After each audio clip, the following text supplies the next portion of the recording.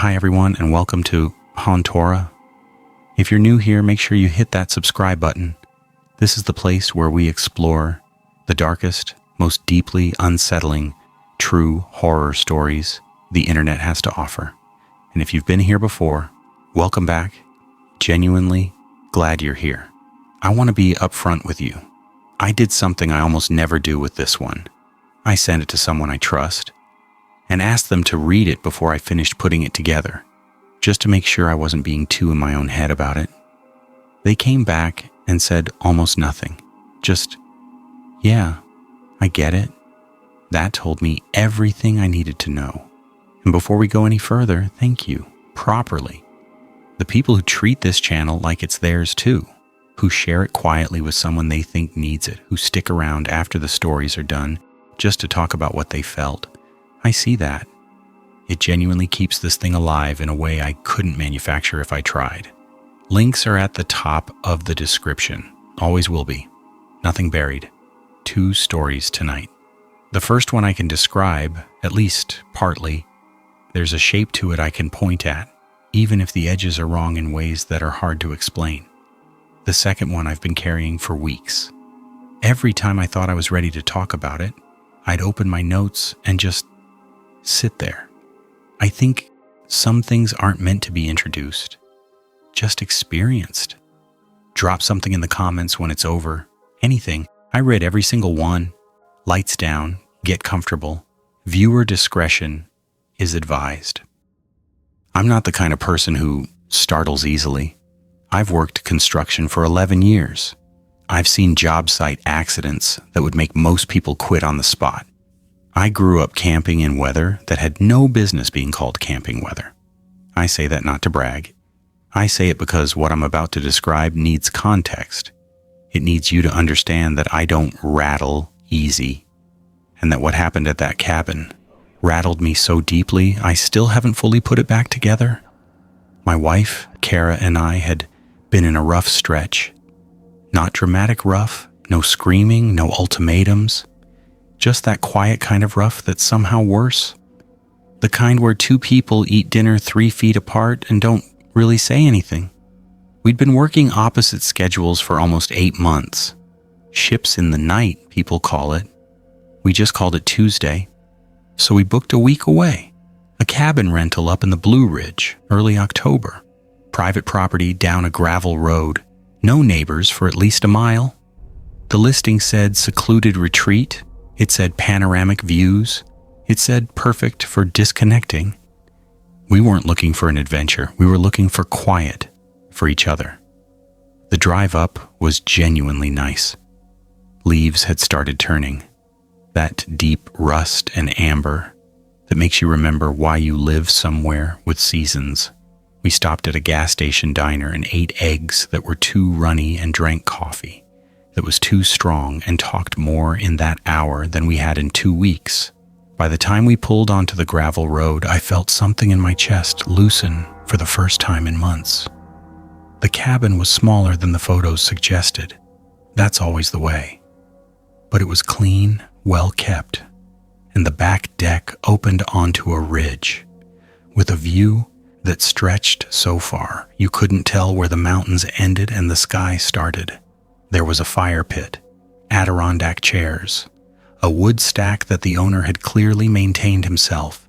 The inside smelled like cedar and something faintly floral, a candle, maybe, or an air freshener, trying to be subtle about it. We unpacked, made dinner, opened a bottle of wine we'd been saving for no particular reason. The first night was exactly what we needed. We went to bed before 10, which neither of us had done in years. The second morning I noticed the windows. They were large. The whole front face of the cabin was essentially one big picture window facing the tree line. Beautiful during the day. But standing in the kitchen making coffee, I noticed the glass had a kind of film on it, smeared like it hadn't been cleaned in a while. I figured condensation, temperature differential between inside and outside. I didn't look too closely. I made the coffee. I brought Kara a cup. We watched the fog sit in the valley below, and I forgot about it entirely. That night, Something woke me around 2 in the morning. Not a sound exactly, more like the absence of one. Like something had been making noise and stopped. I lay there for a few minutes in that half-awake state where you're not sure if you actually heard something or dreamed it. The cabin had that particular kind of silence that outdoor places get. Not peaceful quiet, but loaded quiet, like the air itself was holding still. I got up to use the bathroom. On the way back to bed, I glanced at the picture window. The fog had come in close. I could see maybe 10 feet past the glass before everything turned to gray. I stood there for a second. I don't know why. And then I went back to bed. I told myself it was nothing. I believed it mostly. The third day was overcast and we stayed in. Board games, leftover soup. More wine than was probably responsible. By the time it got dark, we were both comfortable and a little sleepy, and the whole trip felt like it was doing exactly what we needed it to do. I was washing the dinner dishes when I turned on the outside porch light to check if it was raining. The light hit the window at an angle I hadn't seen before. And that's when I really looked at the glass. It wasn't condensation, it wasn't smearing. They were handprints, dozens of them, pressed flat against the outside of the glass, clustered at chest height and lower, some higher, some near the ground, like whoever left them had been crouching. Both hands sometimes, some overlapping. The smears I'd written off that morning were streaks where palms had dragged slowly downward. I stood at the sink for a long moment. Didn't move. Just looked. My first thought was completely reasonable. Hikers, trespassers, teenagers. Someone had come up to the window at some point, could have been weeks ago, pressed their hands against it, looked in. Happens with vacation rentals. It's a known thing. I started running through the logic immediately, the way I always do, building the scaffolding to hold the scary thing in place. I didn't say anything to Kara. She was reading on the couch. I turned off the porch light, finished the dishes, and sat down beside her. Told myself I'd look more closely in the morning, but I couldn't sleep. I kept doing the math. Dozens of prints. Both hands, low ones, high ones. That's not one person on one occasion. That's multiple people. Or one person multiple nights. We'd already been there 3 nights. I got up at 4 in the morning and turned the porch light back on and stood at the window and counted. I stopped at 32. Some were fresh enough that I could still see the moisture in the ridges of the fingerprints. That's what got me, not the number, the moisture. Because it had been cold the night before, genuinely cold. And those prints were still wet. Someone had been at the windows while we slept. I woke Kara up. I showed her. I watched her face do exactly what mine had done. The skepticism, the search for a reasonable answer. And then the moment when the reasonable answers run out, we packed in under 15 minutes. I am not exaggerating. 15 minutes in the dark, in near silence. We didn't discuss it. We didn't make a plan. We just moved. I've never packed that fast in my life. Not for weather, not for any emergency on a work site. Something in the body just decides. I drove with the high beams on the whole way down the mountain. Kara kept her eyes on the tree line at the edge of the road. Neither of us spoke for almost an hour. When we finally hit a town with a gas station and lights and other people's cars, she reached over and grabbed my hand and held it until her grip finally loosened and she fell asleep against the window. We filed a report with the county sheriff's office 2 days later. They were polite. They took notes. The deputy we spoke to had the practiced calm of someone who had heard stranger things and had learned not to react visibly to any of it. He said trespassing on rental properties in remote areas was more common than most people realized. He said they'd do a welfare check on the cabin. We never heard back. I called the rental owner. He said it had happened once before, some hikers, and that he'd had the property posted with no trespassing signs since then. He refunded 2 nights. He sounded like he was reading from a script. I asked him if there'd been any incidents with previous guests. He paused just a half second too long before he said no. I've looked into it since. Property records, old rental reviews, local forums. I found 2 reviews from the past 3 years that mentioned unexpected visitors and felt like we were being watched. Both reviews had been responded to by the owner with variations of the same sentence. Great area for wildlife sightings. I don't know who was outside that cabin. I don't know how many nights they'd been coming back. I don't know if they watched us through the glass or just pressed their hands against it in the dark and stood there. What I know is this: that cabin had no curtains, and we'd been sleeping with every light on. I'm not the kind of person who leaves things unexplained. That's just how I'm wired. I spent 11 years as a structural engineer before switching to consulting work. And if there's one thing the profession hammers into you, it's this: every failure has a cause. Always. You find it, you document it, you move on.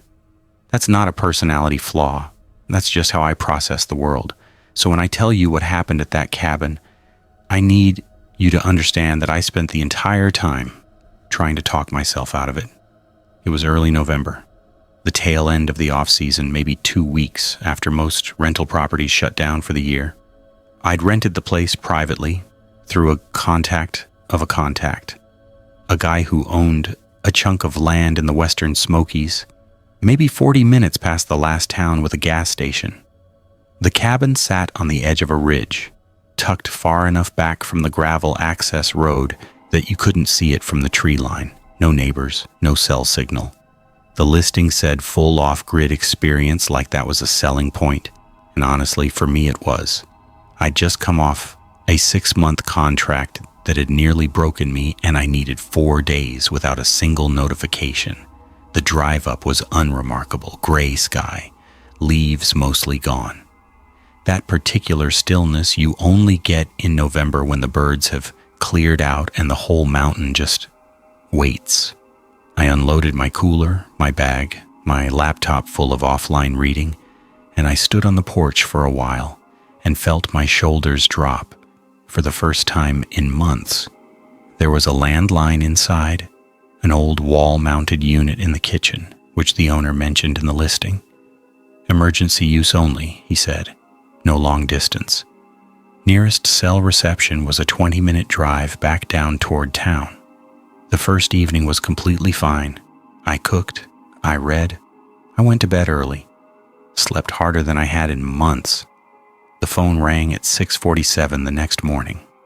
I remember the time because the noise shocked me awake, and I looked immediately at my watch out of reflex. I got to the kitchen in about 4 seconds, picked up, said hello. Nothing. Not static, not a breathing sound, not a wrong number apologizing. Just all it said, open air. The kind of silence that has weight to it. I waited maybe 10 seconds, said hello again, and then the line went dead. Not a click, more like the sound just stopped existing. I held the receiver for a second, then put it back. My first thought, my very reasonable, very logical first thought, was that phone lines in remote areas can ring from electrical interference. Line crosses, atmospheric pressure changes, old switching equipment. I'd read about this somewhere. I wrote it off completely and made coffee. That afternoon, I went for a long walk down the ridge, maybe 3 hours. The trail wasn't marked, but the terrain was readable enough, and I felt good, calm. When I got back to the cabin, I stomped the mud off my boots on the porch mat, went inside, and started peeling off layers. The firewood stack was different. I'd taken 3 pieces off the left side of the stack that morning before the walk.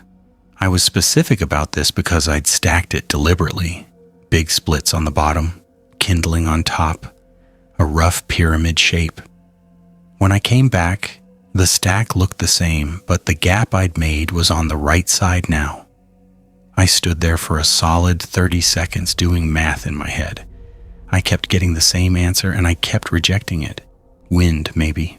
Animals. I hadn't locked the door. There wasn't a key, which the owner had mentioned. I told myself a raccoon had gotten in, knocked something around, left. It happens in cabins. It's a known thing. I checked every room in about 4 minutes. Nothing unusual, no tracks, no overturned furniture, no sign of forced entry or disturbance. I made dinner, read until midnight, and went to sleep with the window latch fully closed. The phone rang again at 2 a.m. Same thing. I picked up, open silence, 10 seconds, then nothing.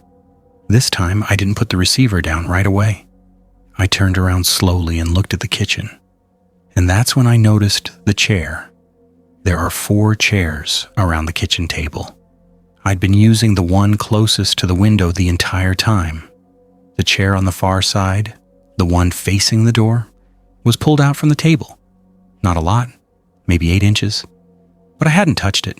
I eat alone. I had no reason to pull that chair out. I stood there in the dark kitchen in my socks, holding a dead phone, staring at a chair, and I made myself breathe. Old house, uneven floors, chairs shift. It's physics, not horror. But I didn't sleep after that. I lay in bed until 5 a.m. with the lamp on, reading the same 3 pages of the same chapter over and over, not retaining a single word. The next morning I found the mug. I drink 1 cup of coffee and I wash the mug immediately. That's just habit. I hate dirty dishes sitting out. But on the counter beside the sink, there was a second mug. White ceramic, slightly different size than mine. Stain ring on the inside from old use, not mine. I picked it up. It was dry, completely dry. But when I turned it over in my hands, there was a faint residue in the bottom. Brown, rinsed but not washed. Someone had made coffee in my cabin.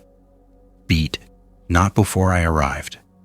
The mugs had been clean when I unpacked them and checked the kitchen on the first night. I always do a sweep of a rental space, it's just habit. This mug had been used after I got there. While I was on that walk, my brain went very quiet. Not panicked, just processing. Re-evaluating every assumption I'd made in the past 48 hours. The firewood, the chair, the phone calls, all of it clicking together into something I did not want to accept. I moved fast then, grabbed my bag, my cooler, my keys. I didn't pack neatly. I walked through the cabin one more time, trying to look at it fresh, as a structure with hiding places, not as a place I'd been comfortable. I checked the closet, the bathroom, the space under the bed, and under the bed, pushed back against the wall, there was a sleeping bag, compact, dark green, rolled tight. Not mine. I left. I didn't run, I want to be precise about this, but I moved at a pace that left no room for second thoughts. Down the porch, down the gravel drive, into the car, engine on, headlights on, gone. I called the county sheriff from the first gas station with working cell signal. 2 deputies went up that afternoon. I drove back up with them, which they didn't recommend, but didn't stop. They found more than the sleeping bag. Behind a loose panel in the back of the closet, there was a small space, deliberate, like it had been used before, with food wrappers, an empty water bottle, a folded paper map of the area, and a box cutter. The food wrappers weren't recent. Some of them were from brands I didn't recognize, which the deputy said suggested they'd been there for a while. Weeks, maybe, not days. The owner had no record of anyone else using the property that season. The phone company confirmed the line had been accessed from an external junction box about a quarter-mile down the hill. Old enough infrastructure that someone who knew what they were doing could have triggered the ring remotely. They never found anyone. They told me it was likely a transient who had been using the cabin as seasonal shelter. They said it with the kind of practiced calm that meant they'd seen this before. They said the person was probably long gone by the time I left, that they'd likely cleared out once they realized someone had arrived for a stay. They said all the right rational things. I believed most of them. What I keep coming back to, the thing I can't quite file away cleanly, is the timing of those phone calls. 6:47 a.m., 2 a.m., both from a line that required someone to physically access a junction box a quarter-mile away in the dark. Both calls made while I was inside, awake, not warning me, checking if I'd pick up,